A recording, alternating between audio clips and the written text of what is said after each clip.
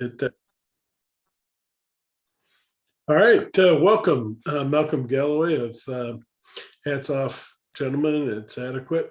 Thank you for agreeing to talk with us today on ProgressiveRockCentral.com about your new album, The Confidence Trick. It's a wonderful album. It just finished the review, but tell us a little bit about the title. Well, you can talk a lot about it.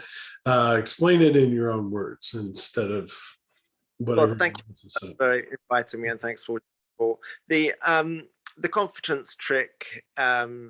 Refers to our tendency to assume that the people who are most confident are the most competent.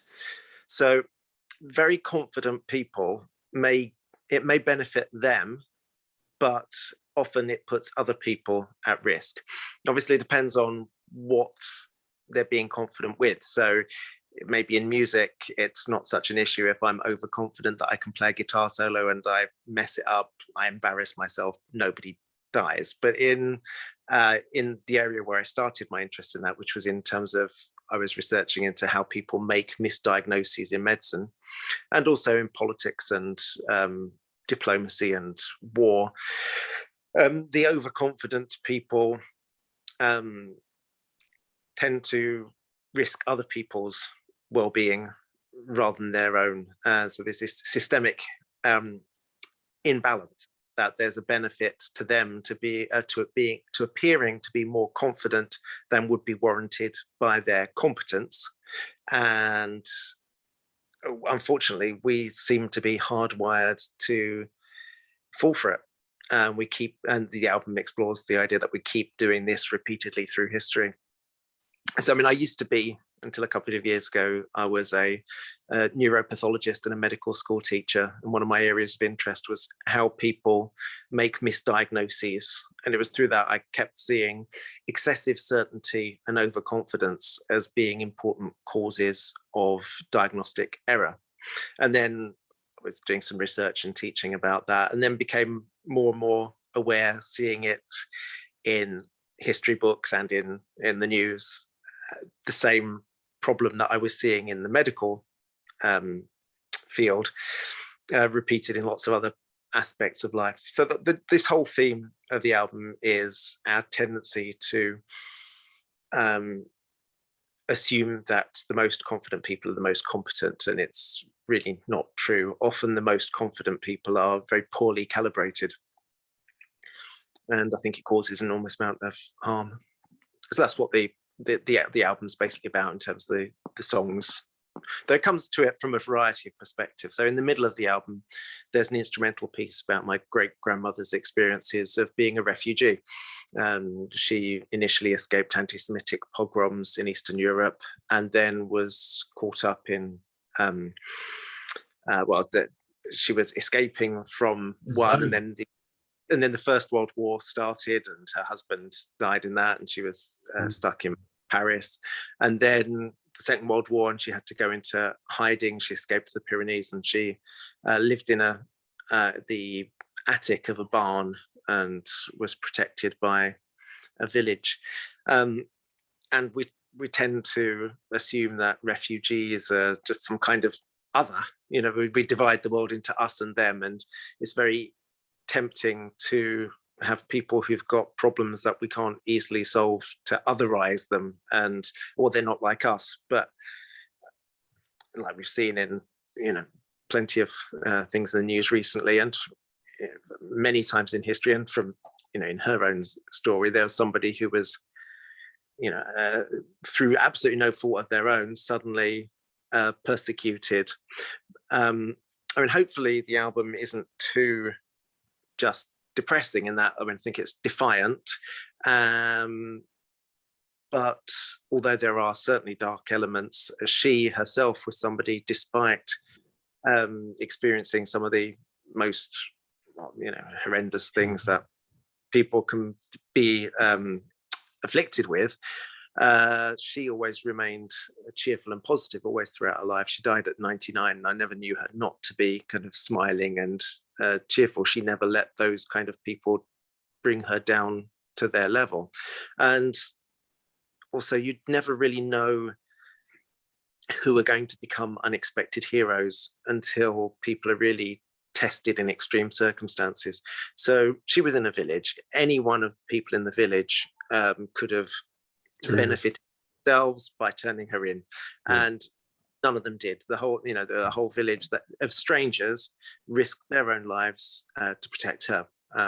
So I think sometimes the most appalling situations also reveal some of the best of what humanity can do, and sometimes it's from people that you would never have known that they had that capacity until history tests them.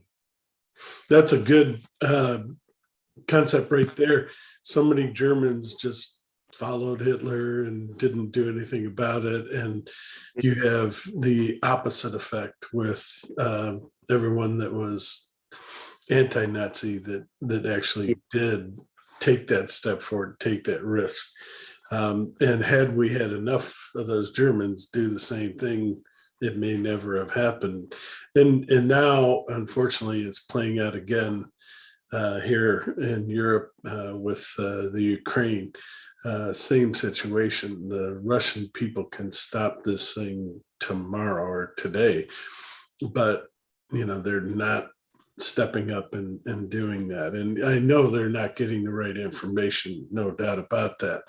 But just, in your heart of hearts as a human being, if the same thing was to happen to Canada, people in America have loved Canadians for years and years. People in Russia have loved the Ukrainians. I mean, they're almost like brother, sister. Something's wrong when you attack, your brother or sister. That it's not right, and you need to step in and do something. I love this album because my background is in politics, game theory. You've probably heard of game theory and things like that. And what you're talking about is very, very important. I mean, people, just to kind of conceptualize it, you talked about medical, definitely very important. Nobody wants a leg cut off when they went in there for something else, to get a brace put on their knee or something like that. And the same thing with airplanes and things like that. You cannot afford, a plane to go down. You've got hundreds of people on the plane, plus when it hits the ground, if it lands in the buildings and that. And people, leaders and managers and people in the field run these. I don't want to use the word game, but they run these theorems and these to test everything to make sure. And like you say, you don't want to be overconfident. You want to know something like that's not going to happen. Okay, I'm going to shut up.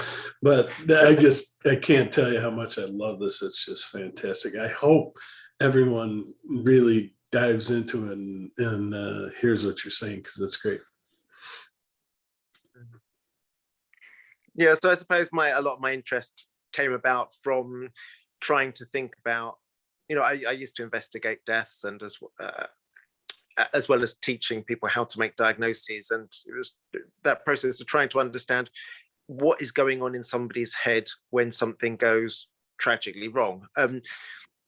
Often people assume, it's because people don't have enough knowledge, and it often isn't knowledge. If you know what you don't know, if you've got that metacognitive awareness of where your own limitations are, you can usually be pretty safe. I mean, I was always, as a teacher and examiner, I didn't mind if a student was open that they didn't know something. If we then said, well, how would you deal with that? And then if they could explain how they would find out or how they would get assistance. But that's how you learn. That's how you learn. Now, I tell my students, don't be afraid to ask questions. That's how we learn. If you're not asking questions, I don't know if you're learning. Yeah. So it's through that process, trying to understand what's going on in somebody's head when they're making a mistake, and then seeing that, this is such a widespread, in some of the evolutionary psychology of why are we so susceptible to this, and why do we not appear to learn from these repeated failures? because you might have thought all the countries that followed the Nazi and fascist, they didn't do very well out of it. They spoke very confidently about the certainty of their victory. People follow them, and then you maybe have a few decades where then people get turned off from that kind of really, unfortunately usually male, but very the kind of narcissistic, powerful, confident male figure becomes less of a fashionable thing, and then after a few decades we seem to forget, and then we go back. Well, if the Nazis would have studied, and again, it was driven by one guy, one ego, but if they had studied Napoleon, they would have known not to invade Russia in September. But it's a perfect example. And Napoleon, same thing. He made a mistake that others had made.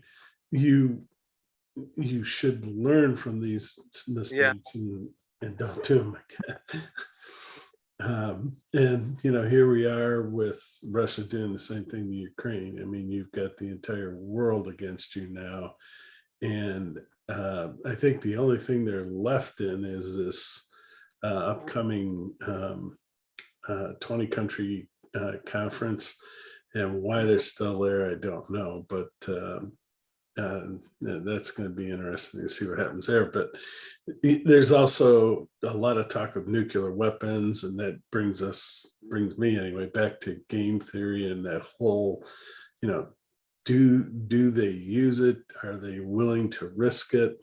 And again, if it's a warning to Putin, there's only one country that has ever actually dropped it on human beings, and unfortunately it's our country.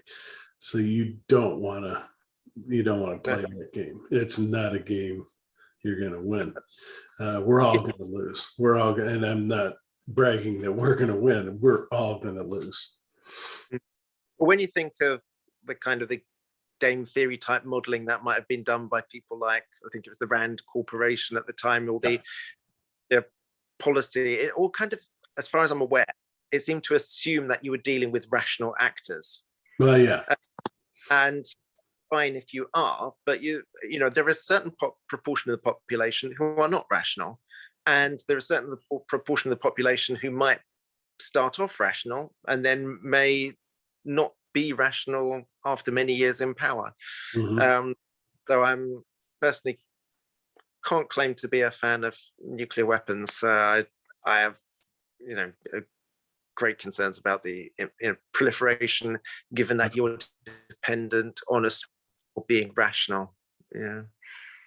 We should have gotten rid of them when we had the chance, and never should have developed them. But there's been a lot of talk about Oppenheimer, but we won't spend any more on that. Let's talk about your album. You have a fantastic album. Silence is a Statement is the first single, and it's a beauty. You want to talk about the origins of that song and how it was done? When you were saying earlier about if in Germany in the Nazi era more people had stood up to be counted, it might have been different. I think that's the kind of theme that I'm aiming at, in terms of, sometimes it's awkward to say, if you see something racist, or it's easy just to say nothing. Obviously, in situations like in Nazi Germany, it could be fatal for you if you did say something. So the level of bravery needed to stand up is very different in different contexts. But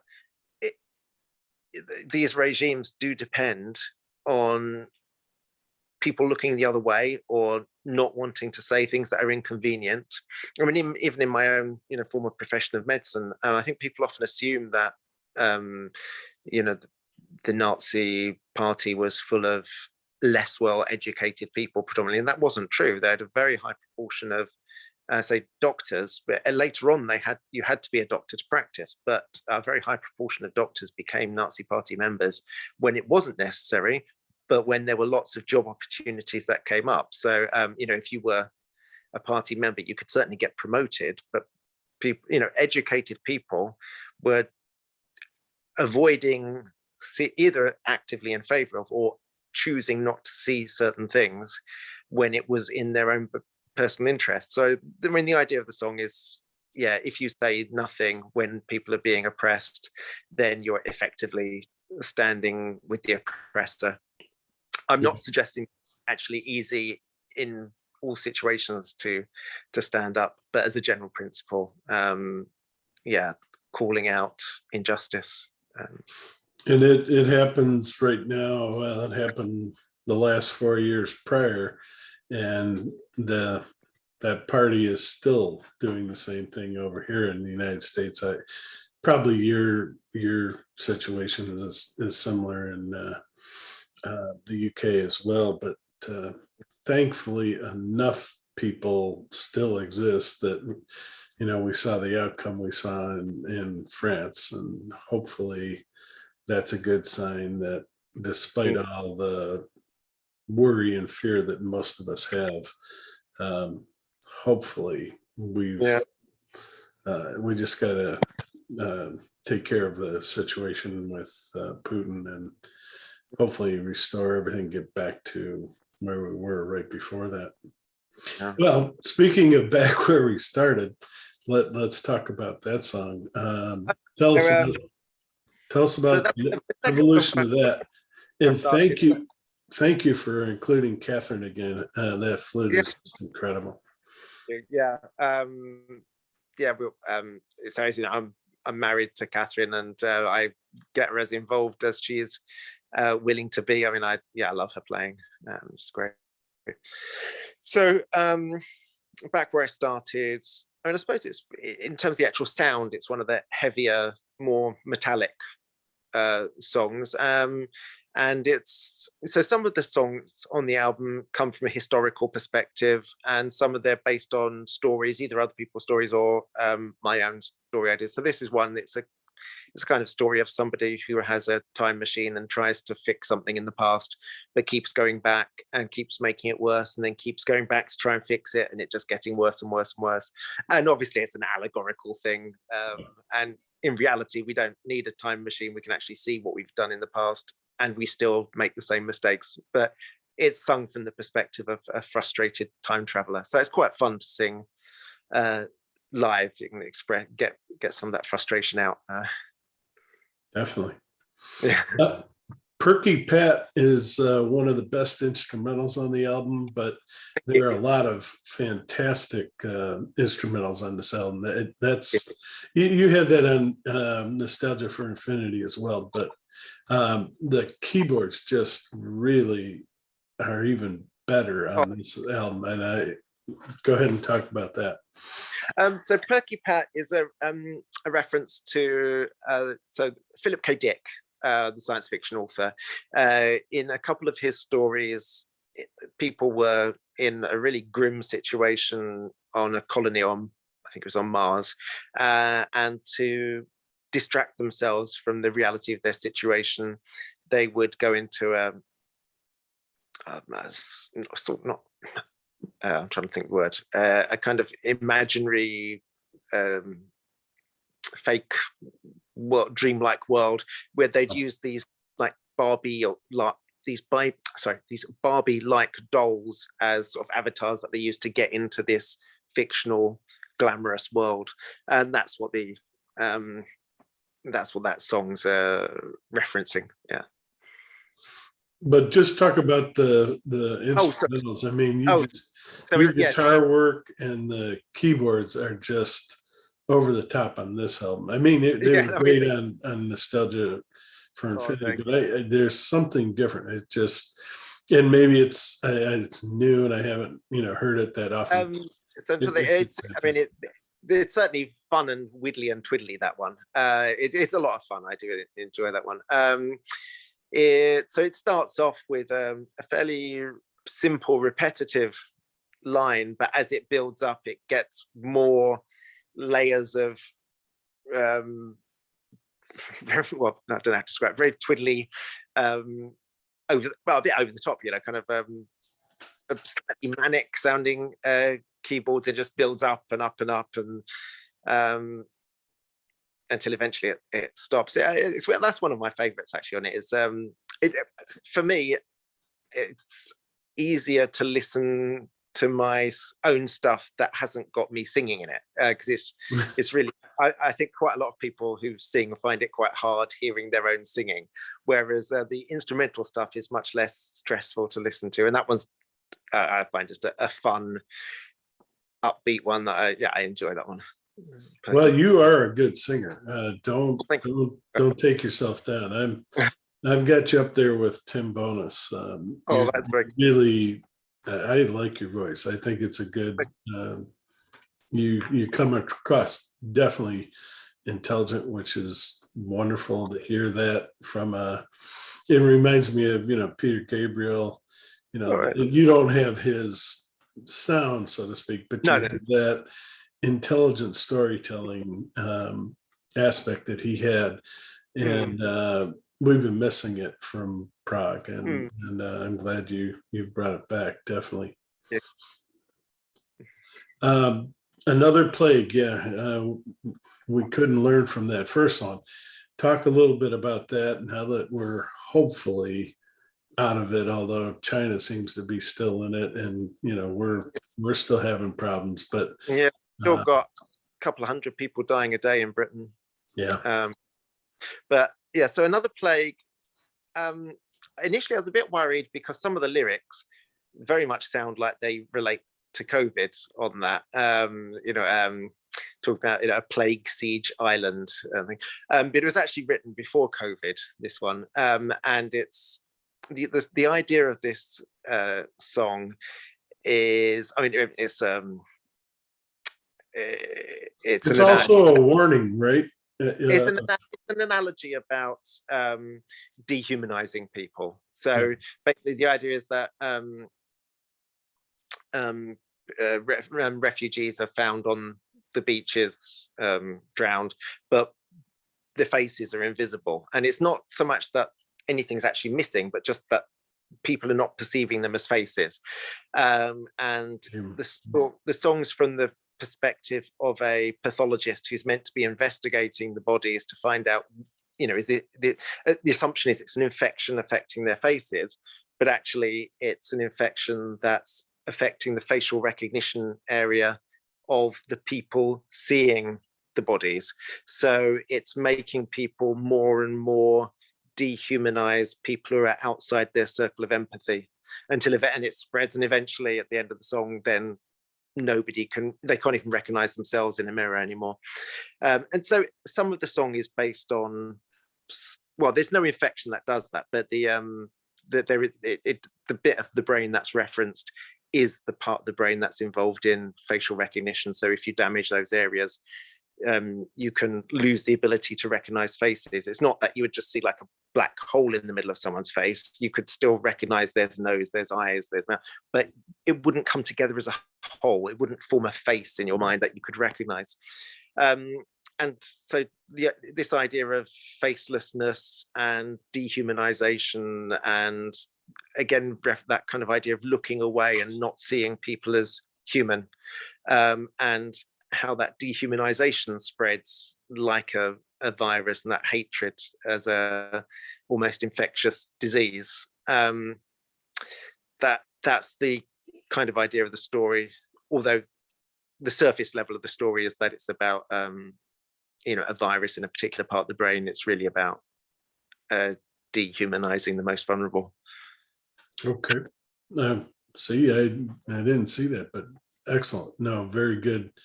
Drawing that together, an analogy. The Confidence Trick is my favorite song. Tell us about the whole, how the whole concept came about, because I think it's something you've been hinting at on a lot of your albums in the past, and this one just really focused laser on it. Yeah, so I think the idea of the overconfidence has been something I feel passionately about for many years. Though in the past, it's more been something that I've engaged with in terms of my medical teaching. But I suppose quite a few of our songs have referenced this idea of us not learning some of the more like historical songs that we've done in the past.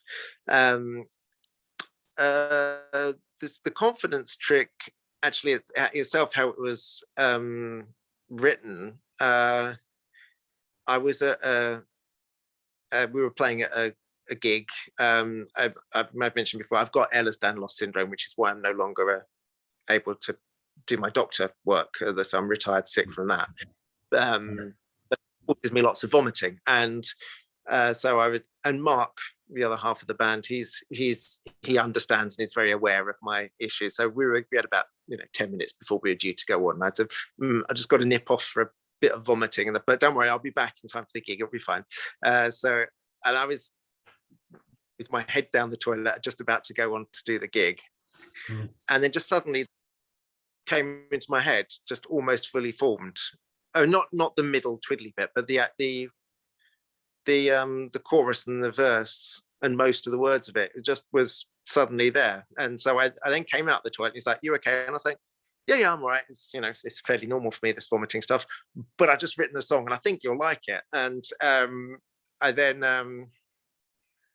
kind of hummed him the idea just after the gig, and he's like, "Oh yeah, I like that." And yeah, that's how it was. That's how it arrived. I mean, usually the songs don't just appear fully formed like that, but that was a kind of interesting experience for me. It just was suddenly there in an odd moment, and didn't really take that much work compared with some songs you wrestle with a lot of effort. Other ones seem to flow, and that one seemed to come out really easily. But these are had an interest in for a long time, and I suppose it's percolating in the back of my mind before suddenly splurging out. Yeah. All empires fall, and all emperors don't realize that. They still keep trying. It's a definite proven fact, no matter how strong or how confident they are. So you really nailed that well. What are some of your favorite lessons of history? People that actually listened and avoided the Chinese emperor who tried to make himself immortal with the mercury. I don't know if you know that story. So he had built this very complex, large thing with lots of effort and money spent on trying to do something to make himself immortal, and then killed himself in doing it. Poisoned himself. That was quite ironic. But the idea that, sometimes people see my point of view as quite bleak and nice, because I don't believe in an afterlife or whatever.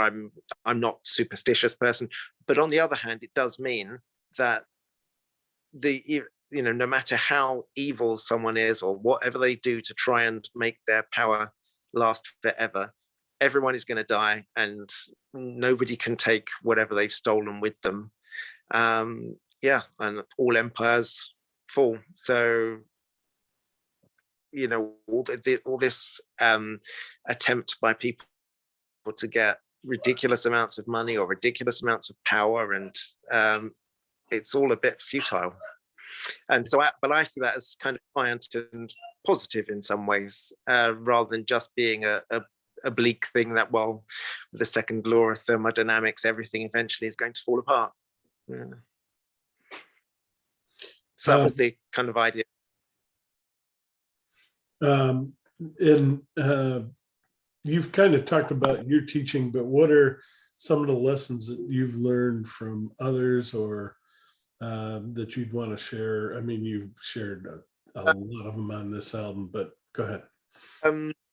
Well, the idea that, as I mentioned before, that in extreme circumstances, you can't predict who are going to be the people who are going to be extraordinary heroes, and that I really like it when our prejudices are challenged. Where sometimes you see something awful happen, and the person who actually steps in to try and help is not necessarily the person that, if you were asked beforehand, point out which person you think is going to be the hero. We can't tell. I mean, I think there are many extraordinary people who will never know that they're extraordinary people if they're not in that situation to find out. So that's one lesson, and another lesson being, it's very easy to go along and follow a crowd in dehumanizing people. You know, when people start to say, well, they are them and they're different, they're other, so they don't count. I wish that when we heard people use dehumanizing language, we just pause to think, what is that? Why does that person not want us to see that other person as human? Now, if it's because of what that person has done, well, maybe it's valid. But if it's because of their origins or something that they don't choose, then being aware that we're trying to be, the disgust centers in our brain, they're trying to get them to fire up to make us see them as not us. So we've got parts of our brain that when we see things, when we reference things that are disgusting, like whether it's rats or illness, or when people are described as cancers or vermin, it fires up bits of the brain that make us not treat them as people, our empathy.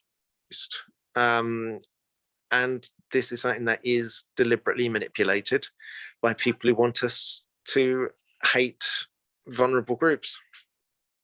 One of the greatest, I mean, there's so many through history, but one of the ones that really sticks with me is during 9/11, when those planes had to, you had thousands and, planes up in the air, and they had to land over in Nova Scotia, and the way those people just kind of greeted these Americans who are not always the nicest people, and fed them, took care of them, welcomed into their homes. I mean, that we need more of those stories, because there are a lot, and there's a lot of them coming out of the Ukraine, Polish, what they're doing, and the Hungarians and some of these other places.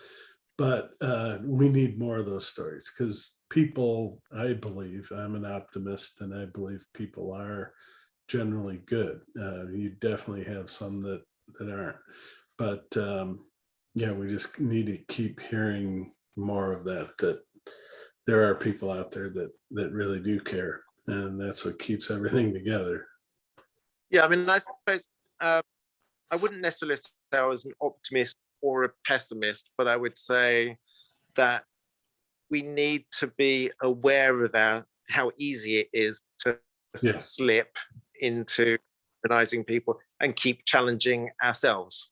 And it's very easy to think that everybody else is more prejudiced than we are and not challenge our own assumptions.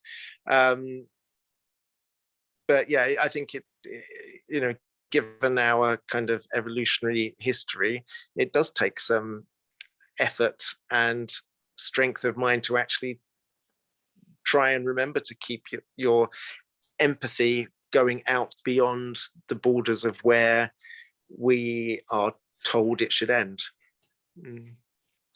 You've already had a few shows and have been invited to some famous festivals, both in the UK and abroad.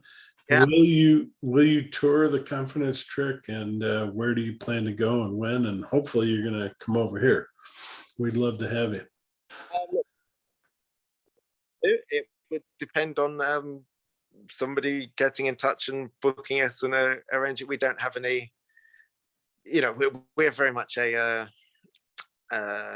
what we do is very homemade. All the albums done on my laptop. Our gigs, we take to the gigs what we can carry on the train.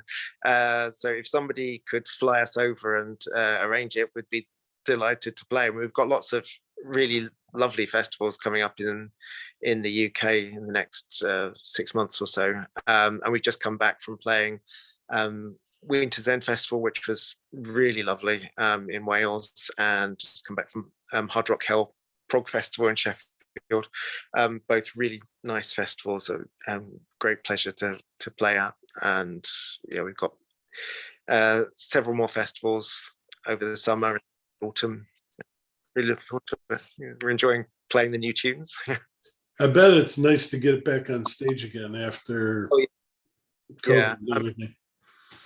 I think if I don't play enough, if I don't perform enough, I get a bit withdrawn and weird and miserable. And it really helps me. Well, particularly also with my chronic pain issues, to actually be able to get on a stage and scream and shout a bit, and in a way, you kind of channel some of the frustrations and feelings into a performance and turn something positive from what is otherwise generally often quite negative. But yeah, so definitely for me, I think performing makes a huge positive impact on my mental and physical health. Yeah, to be able to, and it's such a privilege to be able to perform, particularly some of these events where there's such a supportive crowd, where it feels like everyone's all on the same side. And it's really nice. Yeah, it means a lot to me. Yeah. Is there anything that I haven't covered that you would like to mention? Not that I'm aware of. Always happy to chat if you've got other things you want to talk about in the future. But yeah, nothing I can think of off the top of my head. Well, keep this spirit going, because you've made, well, many great albums so far, but just looking forward to everything you do. I'm definitely a fan now, and I'm on board. I'm with it. Thank you so much. Really appreciate it. Well, Malcolm, thank you for all you do, and the music you create. Music to make you think and enjoy, like it used to be back in the 70s. Thank you for sharing your time and speaking to us on the Progressive Rock Central. Thank you very much. All right, hold on just a second.